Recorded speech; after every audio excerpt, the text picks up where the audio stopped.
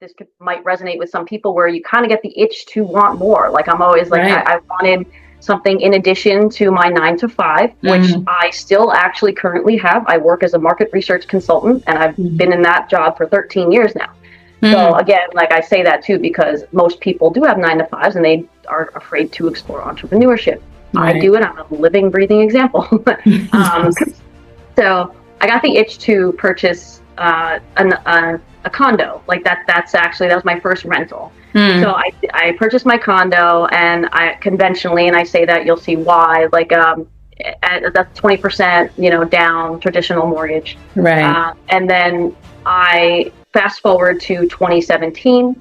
That was when my father had passed. So I say that because a month later, I got this mailer in the mail that was very random, and it said, come to our free real estate event. Like, this is, come learn about real estate, and nothing's free. We all know that. And the kicker was that flyer had the real estate event set on his birthday. So it was May 17th. Wow. So I was like, oh, this is a sign. I need to go. Yeah. So I wound up attending, and that's kind of what kicked me off in real estate, right? I learned about different ways, like creative financing, right? So hard money lenders, that sounds ugly, but it's not. It's like it's a different way to purchase homes, where you purchase them discounted enough to renovate, and then they fund the construction costs.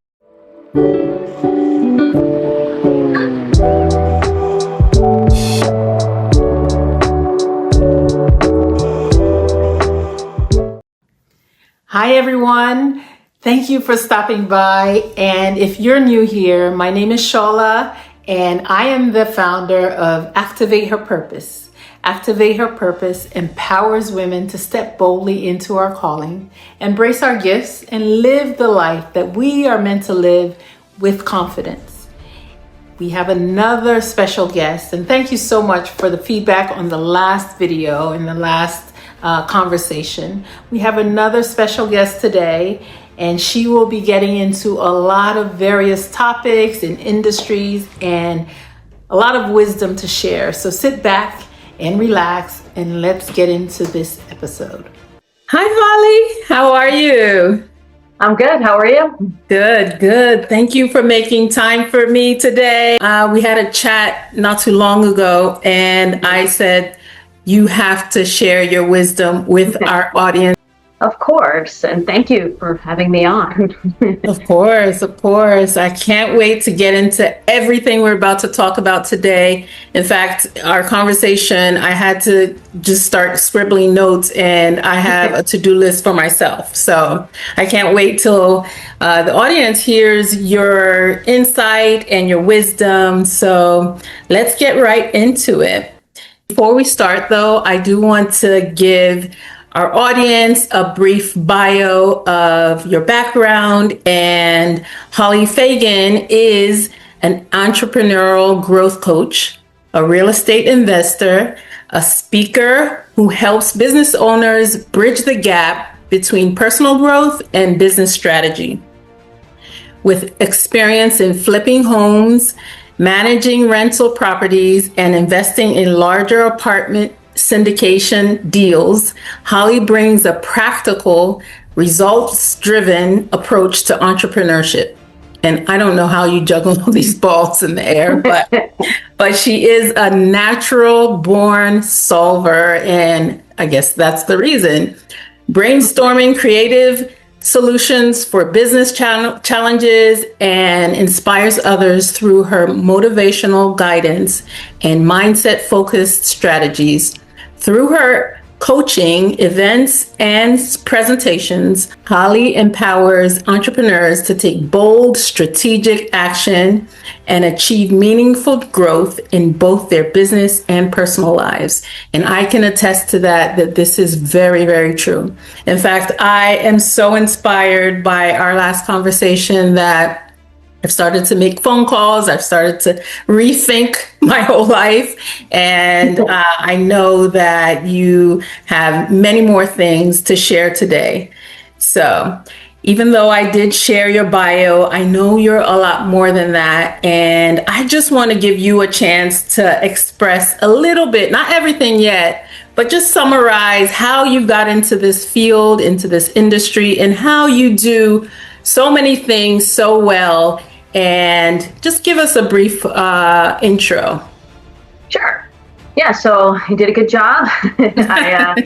I grew up in Jersey City, and that's what I always like to say, because like I grew up in Jersey when no one wanted to live there, right? So that's a little bit of my background. I like to say that's where I got my flair and learned the value of money. So from there, like my mindset was always, I never wanted to struggle, right? Right. So that's it's always been kind of inherent, like just the way that I approach things. Like as a kid, I always, and my parents never forced me to do this, but I always wanted a straight A's. Like, I don't know, I just wanted that. I just always had to kind of achieve, even in athletics and sports too. Right. So I was always good with money because of that. And then fortunately, like I said, at the age of 26, I was able to purchase my own place. I moved into that apartment. And then again, this might resonate with some people, where you kind of get the itch to want more. Like I'm always like, I wanted something in addition to my 9-to-5, which I still actually currently have. I work as a market research consultant, and I've been in that job for 13 years now. So again, like I say that too, because most people do have 9-to-5s and they are afraid to explore entrepreneurship. I do it. I'm a living, breathing example. So I got the itch to purchase a condo. Like that was my first rental. So I purchased my condo, and I conventionally, and I say that you'll see why, like that's 20%, down, traditional mortgage. Right. And then I fast forward to 2017. That was when my father had passed. So I say that because a month later, I got this mailer in the mail that was very random. And it said, come to our free real estate event. Like, this is, come learn about real estate, and nothing's free. We all know that. And the kicker was that flyer had the real estate event set on his birthday. So it was May 17th. Wow. So I was like, oh, this is a sign. I need to go. Yeah. So I wound up attending, and that's kind of what kicked me off in real estate, right? I learned about different ways, like creative financing, right? So hard money lenders, that sounds ugly, but it's not. It's like it's a different way to purchase homes, where you purchase them discounted enough to renovate, and then they fund the construction costs, right? So once I learned that you didn't need a ton of money to buy real estate, I was like, wow, so I have the drive and the motivation. I know I can do this. I'm like, I don't need a ton of money. I just have to do the work, which I knew I could do. So that's kind of what started me off on my journey there. And then I kind of like a little piece of that, which is funny, in follow up. Once I started networking and going to all these events, I had to travel for work. About a month later, I was in California. And I like to see the area when I travel. I think it was for like Nestle or something. And I went to this Japanese tea garden that was nearby. I had my meal, and they gave you the fortune cookie at the end. And literally the fortune cookie said, "You'll do better in real estate than in stocks." And I'm like, what? Like, I've never had a fortune cookie that was business related. Right. Who's reading my mail? Right. So then I was like, I'm getting all of these stars aligned. So it's a little bit of like, I'm on the right path. And then from there, that's when I literally started my real estate business. And I've been kind of moving forward ever since, on trajectory to up to today. Now I'm doing coaching, one-on-one coaching, like you said, entrepreneurial growth coaching, not only within real estate though, just across industries. Because I'm very big on mindset. Business is mindset, right? So I help people that are struggling within their own businesses to overcome like obstacles and roadblocks, because like I'm a very good problem solver. So I love talking ideas and business and solutions with other business-minded people. Hence our conversation. Well, Holly, you've said a lot, and I actually want to go back. And you mentioned something that I'm sorry to hear about your dad. However, I believe that may have been something, and correct me if I'm wrong, that may have been the catalyst to get you thinking about some things that you had already had probably in you. And you said that you had always been like this, even when you were a child, you were a go-getter, you were a problem solver.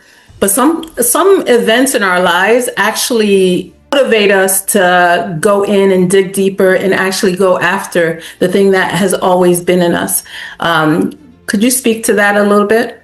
Yeah, and that's fair. And that's definitely, honestly, I would say that that is the case of what happened because, like I said, I moved into my place and my father was still alive at that time. That was when I was 26. And then I purchased my first rental.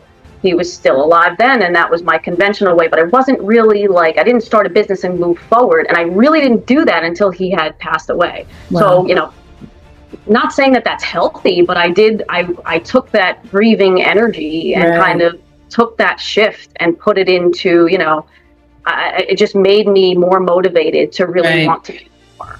So like that, you are right that that's kind of one of the turning points that really kicked off my business. Right. And also, I mean, when you started, because many of us want to do a lot of things, like as women, and I always say we juggle so many things. We're able to do a lot of things, but not everyone can do everything very well.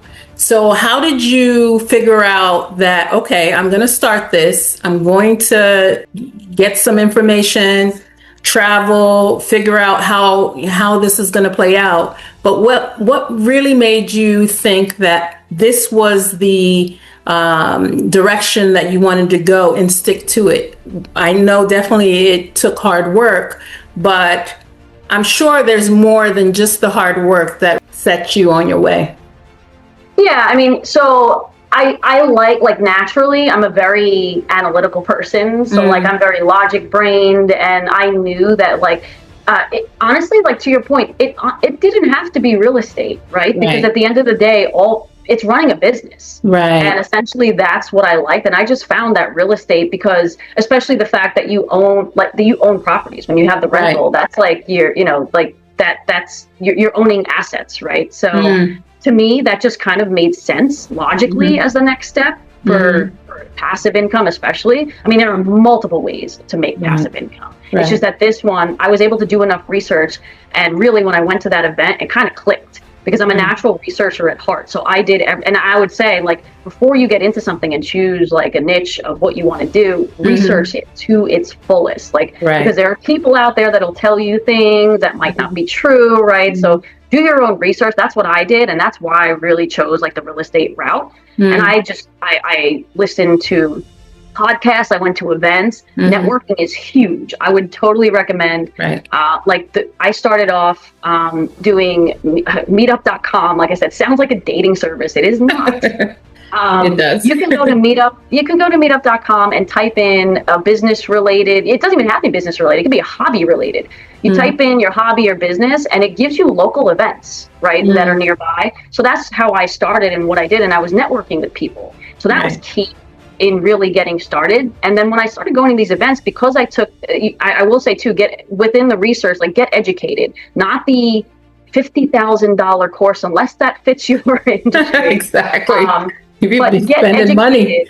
Yeah, know enough. Then go to these real estate or not real, whatever your industry is, go to these events. And then when I did that personally, I started to see that I actually knew a lot more than some of these people in the room. And I was surprised because I was like, I have no experience. And I kind of know just from research that I can be on their level. So that gave me confidence. So if you do enough research and you go to these events and you network with people, that'll give you confidence to see where you're at in comparison as well. And to make these connections, you'll find that most people want to help you. Yeah. So like find people that are similar, like at networking events. And I found like lawyers, accountants, partners, everything that grew out of that is just through networking. Right.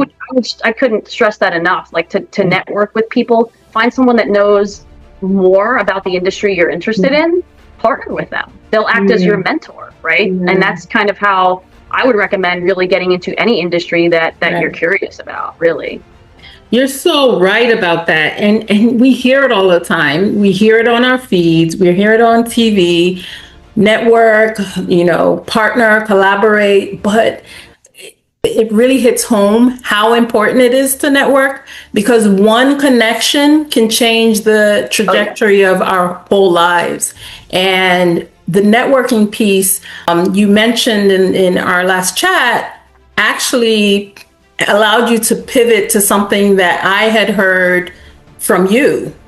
You talked about syndication, and I had to go look it up, and because I'm familiar with real estate, and we have we used to have a multifamily and also rent out a condo. So the basic knowledge stand.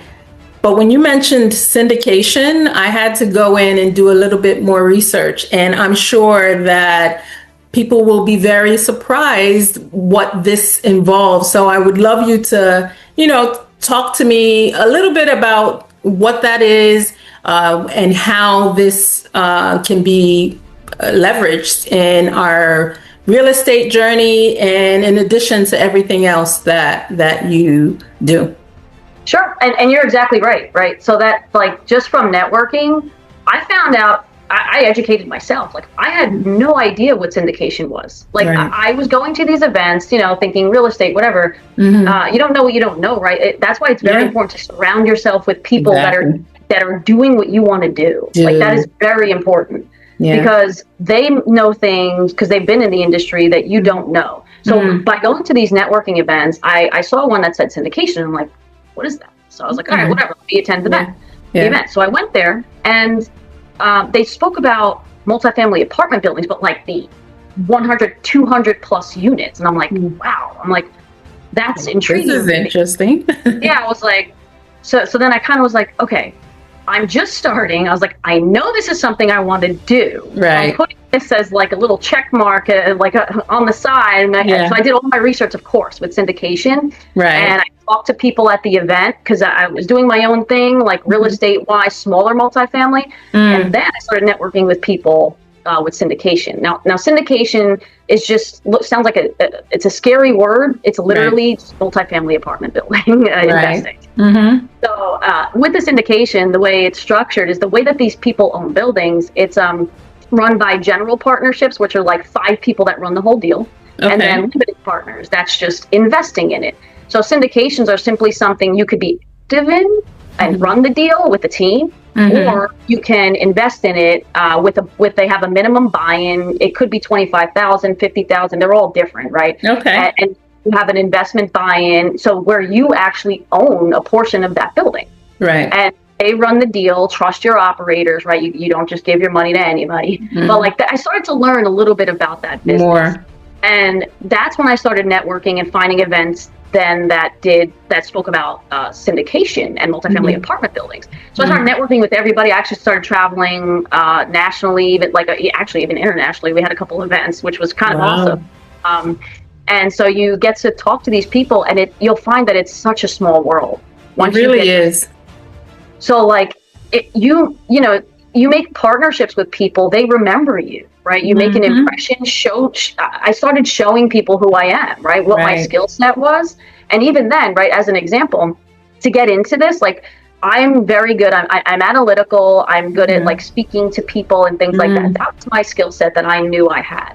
So I actually made a connection with someone who owned, like, it was crazy. It was $300 million in assets, over 5,000 doors. It was crazy. I'm like, and like, you talk to these people like they're normal people, right? And they're just saying it like a matter of fact. And so we're having conversations. I actually joined his team, and I started cold calling for him. So he would give me lists of owners of these large apartment buildings that I never even knew could exist, right? Like you're calling people that own 200, 300 units or whatever. And I was just cold calling and trying to acquire deals. And that would be on the active side of syndication, where I would actually get paid for it. If I found a deal, brought it to him, and then kind of like went through with closing and everything, you would get paid for that.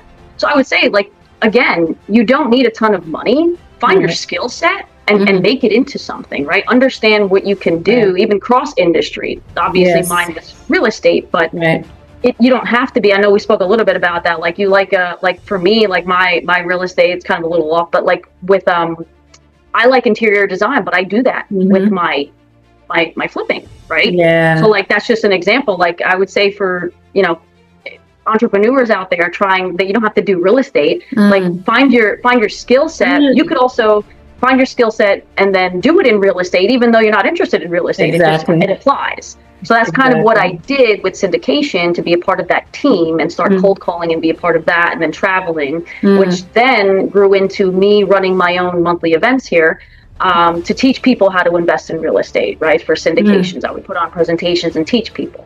That was kind of like the next trajectory, like on my trajectory, the next step. And then that's kind of from there, that's when I started getting people coming up to me saying, hey, did you ever consider coaching? I'm like, you know what? I was always interested in psychology. I'm huge on mindset. I love understanding how people think, why they do the things they do. Right. And so that's kind of what opened the doors, the turning point to my coaching career. Holly, what I love about you is the way you connect one part of your, the giftings that you have in you, and how you link it to another, and then another thing comes up and it goes to the next thing. I love the fact that you're so bold and unafraid, and you just go for it. And that's really what causes us to get to the next level in any area of our life. So you talk about real estate, but it applies to every single area of our life. Just knowing that, you know what, I may not know everything about it, but I can go and find out about it. If this person can do it, I definitely can do the same thing. So I love that about you. I love the bold decisions you're making. And it just goes back to show us that those steps of faith are not going to drop in our laps. It's not going to be something that somebody's going to hand to you, but you will also have to take the baton and run with it. And so I love that about your story. I love that even when you were at a place in your life where, yes, you were grieving, you took that energy and moved it into where you are literally growing in right now. And I love that. I love that story. Also, I wanted to find out, what are some of because it sounds good and obviously you're successful at it, but what are some of the challenges that you faced earlier on or during your pivot, or some of the work that you're doing now? What are some of the challenges that we should be aware of or wary of, and how did you overcome those challenges? Yeah, I mean, a lot. Just off the bat, I think the biggest challenge, like once you're in it, if you're like a go-getter and you can problem solve, like you'll learn that you have to do that to be successful. When you're an entrepreneur, it's only you, right? If it's kind of different than a 9-to-5, right? I would think that once you start in like an entrepreneurial world, you understand that I'm directly losing money or whatever it is, time, right? Like if I don't actually act. I think the biggest thing that people don't do, I think the biggest hurdle is like imposter syndrome, right? Like fear. That's true. So that was like my biggest thing in the beginning, right? Like I'm like, I'm not good enough. Why am I better than that other person, right? Like that's, like, are people going to listen to me? That's true. Do I have the knowledge? Like, am I the expert? So that's actually just always number one. I feel like a lot of people would resonate with that. But for me, it's like at the end of the day, it's kind of a mindset shift, right? Like understanding that if you don't have anything on the table, you're never going to win, right? Like, so, and even if that thing on the table is failure, at least you have the experience. Like, and that makes you 9 steps ahead of the average Joe that didn't even try. That's right. Because you have that experience. That's right. I think like the first thing was always like, am I good enough? And then kind of something just went off and I'm like, you know what? I'm just getting antsy. I need that. So I started. Yeah. And then it gave me confidence. Like I said, once I started doing my own research and understanding knowledge and you build your confidence in baby steps. So like if you have the knowledge of something, doing research, and then you go to these networking events, that kind of affirmed that I had the confidence to know that I was on the same level as some of these people, even not having the experience, right? Because I knew my talents. So I think it's just finding your talent and understanding like what that is to really push yourself forward out of that fear. Right. And then also like some of the roadblocks are kind of just in real estate, it's standard, right? It's like, am I gonna, there's a ton of examples. There's like, can I find a deal? Like, what am I gonna do? Like, even like little things that could go wrong where you're running to closing when you shouldn't have to show up somewhere. I had to sometimes like go to like I before one closing, I had to run to like an insurance, like I had to run to a different town just because the insurance wouldn't fund me if they didn't get paid in with a check in person the day of closing. It's like simple things like that. So like specific example wise, there's a ton that I can talk about, but I think to realize it, a lot of it's imposter syndrome, because I think once you're in it, you're like, once you're in it and then you do the baby step confidence, like method, like the little small goals, I think that kind of fades. And then you're on the road to doing what you need to do to really get to the next level. And that's why, like, that's my job, right? I'm a coach. Like, I hold you accountable, and because a lot of people, a lot of the time, they know what they need to do. They just don't have that kick to actually do it. They're afraid. Like, they don't think their ideas are good enough, right? So I think that's kind of one of the biggest hurdles. And that's not really related to real estate. That's more business in general, like any industry.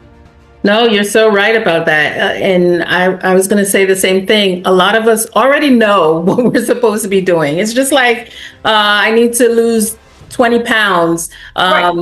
We know that we should not be eating that cookie, or we should do some exercise, but doing it is a whole different battle. So I totally agree with the fact that, yes, we definitely need something to kick us in the right direction. And I'm curious about your coaching program and when you first started, what was I know you said that, people just started coming up to you, asking questions, and naturally it became a thing where, this coaching program of yours got birthed. So I'm curious about even some of the clients that you would have and how they were able to get out of their own way and start on their path. And if you have any examples of a success story that you look back on and you're like, wow, I kind of did that, I'd love to hear about it. Yeah, I mean, something simple. Like, so I've had clients all over the board, obviously real estate, but then I've had a masseuse, I've had a landscaper, I've had someone literally on Wall Street, but wanted to get into like real estate full time, leave his job, right? So one of the examples that was kind of in particular, it was the masseuse, right? He was like probably, I would say, in his late like 60s, right? And good for him. Okay. He's trying to get out there and like make a business like himself, and he was very good at what he did. But his issue was, I'm only one person, and this was actually during the time of like right after like COVID, like where we were allowed to kind of like go places in the open, like, so he had this idea. He's like, I want this open air, I want to promote my open air space. Because I asked him, I was like, well, what's your point of difference? Because he was like, I'm not like them. I can't be like the Hand and Stones of the world. And I'm like, right. So find your point of difference. That's like your key, right? So like find your point of difference and promote that, because Hand and Stone is, at the end of the day, they're good, but they're just a chain, like whatever. Like, so and he was like, oh, you're right. And he's like, it's an open air, like, that's what I'm promoting, an open air studio, so that women can come in and feel comfortable or whatever. Like, that was one of his points of difference. So I made him identify that. And then he was afraid he's like, well, how do I market this? And I was like, literally, you could even hand out, if you're willing to go and hand out flyers in the parking lot in front of a Hand and Stone, even. He's like, well, I can't do that. And I'm like, you could. But then I was like, I gave him the idea, because he was actually in like the Hoboken, Jersey City area. And I was like, that's a perfect location, honestly. Yeah, for like everybody's there. And women go to the parks with their children during the day, right? And they want to take them to playgrounds. I was like, don't be creepy, but set up like a little booth, right? Set up a booth and tell people of your idea, that give them like some sort of like initial discount promotion. Come by my open air studio for this massage. This is my business, and like promote it literally like where people will be, high traffic areas. And he was afraid to do that. He's like, I can't do that. I'm like, but you can. So like he actually wound up doing it. And he called me like a week later. He goes, thank you so much. He's like, I gained 2 clients. I'm like, look at that. That is a great start. Like, good for you, because you weren't even going to do that. So like, it's kind of just like fulfilling to hear. And he literally, I forget what the quote was, but I'm very big on quotes and like mindset. And he literally goes, I wrote down one thing you said on a Post-it note on my door. And that's what motivated me. I was like, wow. And that's like, honestly, why I do coaching, because I love hearing the feedback that I made a difference in somebody else's life, right? That's where I know that like my calling is to help people. Like, I just love helping people and hearing that, like, success stories, like making other people successful and fulfilled, right? So that's like, that was kind of a big win for me, because I loved hearing that I was able to help him through his business, like, and to the next level, which is awesome. No, it really is awesome. And 2 things, marketing and selling is one of the biggest hurdles for most people. I know that, because even in things that, I would want to promote here and there, it is a huge hurdle. So that's probably 70% of, you getting yourself out there, when you can get over the fact that if you have something valuable, you really have to let people know, because they don't know about it. They don't know. For instance, I wrote a children's book and it's on Amazon. I feel like it's a great book. However, nobody will buy it if they don't know about it. So, and what I like to say is, you don't have to be, salesy or like the typical marketer. Just say the value that you bring to people and the problem you're solving, and people who need that problem solved will naturally gravitate towards you.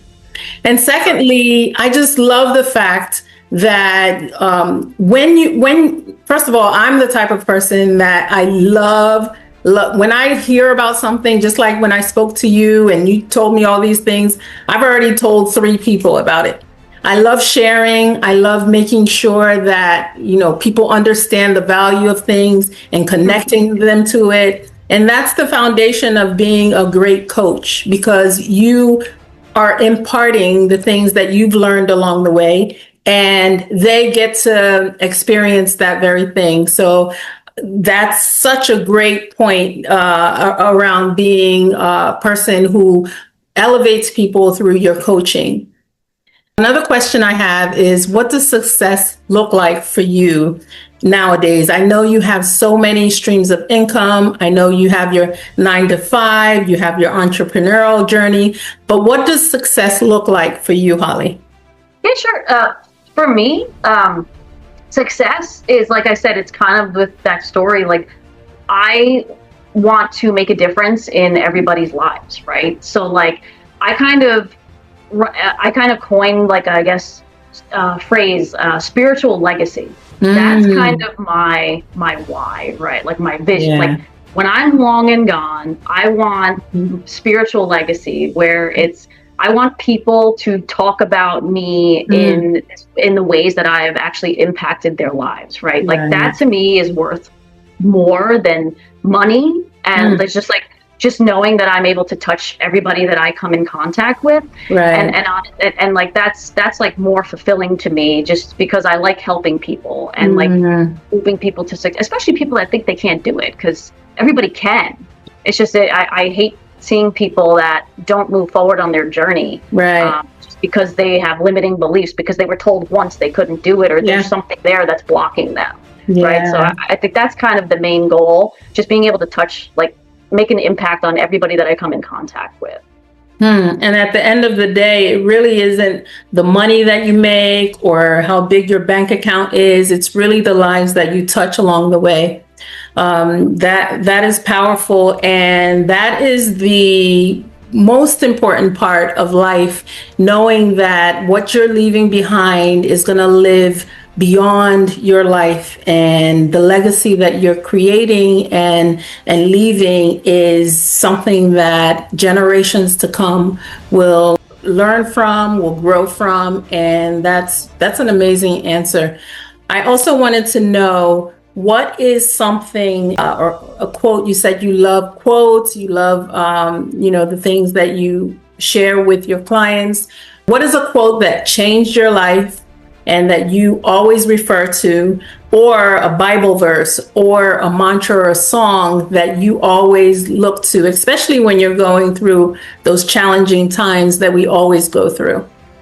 Sure. And honestly, it always changes. And I have a couple of them, and like kind of feeding off of the example really with like touching everybody that I come in contact with. Really, there was a quote that I've had for a while, like that was on my phone, and it was, be somebody that makes everybody feel like a somebody. Right. And that's like and that kind of backs where it's like, be genuine, right? When I run into and that quote also, that the reminder was also, this kind of goes back to where my father, when he passed away, I lived in a building, and I went outside and I was crossing the street, and there was a crossing guard there that barely spoke English. And he literally said to me, "How's your father?" And I'm like, "Oh, what? Like you knew my father? You knew like just having, that's kind of the more like personal one that I kind of always have in my mind as like the foundation to really always brighten people's, you don't know what people are going, right? So even a smile, just and it doesn't, it's for anybody, right? I was always brought up, like, even the janitor, right? They're a human. Like, do never like demean anybody, and like we're all equal, right? So like that's always how I was brought up, and that quote is kind of a reminder for me. And then honestly, like business wise, there's stuff I have on my whiteboard right now in my office. It's like, what you're not changing, you're choosing. Because a lot of people like, they're like, oh, I'm stuck, right? But at the end of the day, what are you doing about it? Yes, you're choosing to stay in neutral. You're choosing not to move forward. So like that's kind of a big one, at least for now, that I always look at on my board there. No, that's so true. And I heard a quote, I hope I get it right and I don't butcher it, but it says, what you believe, either, what is that quote? What you believe, you're either right or something like that. You remember that? Like, you're either, like, you're right, like, whether you're, let me say, like, whether you can or you can't. If you think you can do something, you're right. Okay, I have to find that quote, but yeah, that really ties into what you're saying, that you have to make the change. And especially as women of faith, we know that even the Bible says that faith without works is dead. And also, write the vision, make it plain, and have it in front of your face. Make sure that you're running towards the things that you're believing. And what are you believing? Are you believing that you can do it? And if you are, your actions should reflect that. So I love that quote, and I love that sentiment. I can't believe that we're coming to the end of this interview, Holly. I really appreciate all your insight. I know it goes beyond real estate, and it actually spans to various industries. But I would want to find out, what would be your biggest advice for someone who wants to activate her purpose, maybe who feels stagnant or who feels like we want to explore more avenues? What would be your biggest advice? Sure. And honestly, it comes back to something as simple as do, obviously, right? Like act, right? Like take action. Don't like sit down and do nothing. Be a sponge, right? Yes. Like do your research. Learn everything. We're still like you're students until your day comes. That's right? So we're always learning. So be a sponge and pay attention. Network with people, because that's one of the biggest ones. That's it. Really, like, surround it. That is cliche, but it's true. Surround yourself with people who are where you want to be, right? So that they act as mentors, right? And then the other, like, kind of what I would leave as like more of a mindset shift, right? Everything is a win when the goal is experience, right? Like, I think that's a good mindset. Yeah, because like, it's true. Like, if you look at it that way, whether you win or you fail, you're not afraid. It doesn't matter. Your goal is experience. So Right. you take that like a failure. It's like we said, like always a lesson, never a failure. Right?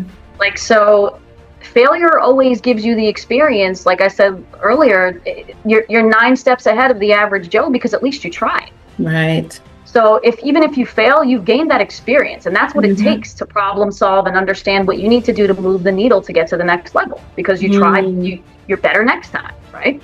That's right. And that's kind of, like I said, like that, and that's what I tell like all my coaching students. Like it's just it sounds so simple, but it's peeling back layers of getting to the root of really what's holding you back, and 9 times out of 10 it's yourself. So we got to get out of our own way. The problem is getting out of your own way, having that fire kick to move forward, and that's. I think a lot of business is mindset. So once you have that mindset shift, I think getting out there and putting yourself out there, once you build that confidence, you'll be on your way. On your way. Thank you so much, Holly. This was such a great chat and conversation. I loved every aspect of the fact that, how you started and how it continues to grow and expand. We didn't get into even the construction that you do on the side. I wish we can. Actually, before we sign off, could you just tell us a little bit about that? Yeah, like the flip it, like with flipping Yes. houses. Yeah, like that's kind of a little bit of what I touched upon with like hard money lending, where it's like when you find these lenders that are creative financing, sounds a little prettier. You're basically just finding a property that's discounted enough that needs renovation, and when you purchase that, you have to purchase it within like a percentage. Like I won't get into the details, but like you have to purchase it within a percentage of what the after repair value is, which is the value of what it would be turnkey fixed up. Right. And then if it's within those parameters, you're basically purchasing the property. They're funding it for you, the construction costs, right? And you're putting a percentage down that's cheaper typically than the 20% conventional mortgage. And then and then once that's done, like you have to have your contractor as a team, like construction. Contractors are tricky, I would say, and actually going back to before when you were saying about like a roadblock, honestly, contractors are kind of one of my pain points. That is very hard. You have to trust your contractor. That's kind of one of the bigger, if you have a contractor in place, like that's like that's even easier than funding. I mean, that's even harder than funding, honestly. People think, oh, I don't have the funds. No, it's kind of your contractor, because you don't want to babysit contractors at the end of the day. So you have to have a construction team. I project manage everything myself. Wow. Don't know that that's the best way to do it. Quite honestly, I would recommend hiring a project manager. But yeah, so like you're like construction wise, like I have a contractor. I've gone through many contractors, right? But that's how you learn. And that's how you learn. And a lot of people will listen to that and say, that's not for me. Like I cannot go through all of those hoops, which is true. You really have to have a mindset and, a way about you that can do these things. But would you say it's worth it? Do you think that, even going through that route is worth it for someone 100%. Who wants to get in? Because no matter, like I said, a win or a fail, I still learned. And that's how I have all the knowledge I do today, right? Because I went through these experiences. They always say feet to the fire is where you have to find a way out, right? You don't know how to get out if your feet aren't to the fire. That's like you can't be like, that's kind of how I've learned a lot of lessons, right? And and at the end of the day, if it doesn't sound glamorous to you, have a partner. What you're not good at, hire it out. You can do that. There's nothing that's stopping you from doing that. If you're not good at Excel or like analyzing deals, partner with someone. That's right. So like that, to do that piece, because you don't like, that's actually the best business partnership. If you're good at sales, do the sales. Like vice versa. So just hire again, I think it's just finding what you're good at. Right. Hire someone who's better than you and let them do that, and you do the stuff that you like. I always say you shouldn't be a jack of all trades. Find what you're good at and perfect that. Because when you're a jack of all trades, that's when you start dropping the ball. That's true. That's true. Thank you so much, Holly. This was an awesome conversation, and I know that my audience would love to reach out to you for either coaching and, more questions regarding, certain aspects of this interview. How can we reach out to you? Where are you on social media or? I'm pretty much the same handle. It's _Holly Hustle on Instagram, TikTok, on Facebook. I'm Holly Fagan. Okay. My website is thehollyhustle.com. Okay. My email is holly@thehollyhustle.com. Okay, and I'll link everything in the description and have it up here. So if you are interested in learning more about whether it's syndication, real estate, coaching, please reach out to Holly. She is the absolute best. I've had so many conversations. We met on one of our life groups, and I've learned so much in the time that I've chatted with her. So thank you so much, Holly, for your time. And until next time, please like, share, and subscribe. And if you have an expertise, or if you would like to share your purpose and faith and everything in between, feel free to reach out to me, and I would love and be more than happy to interview on Activate Her Purpose. Until next time, have a wonderful day. Bye.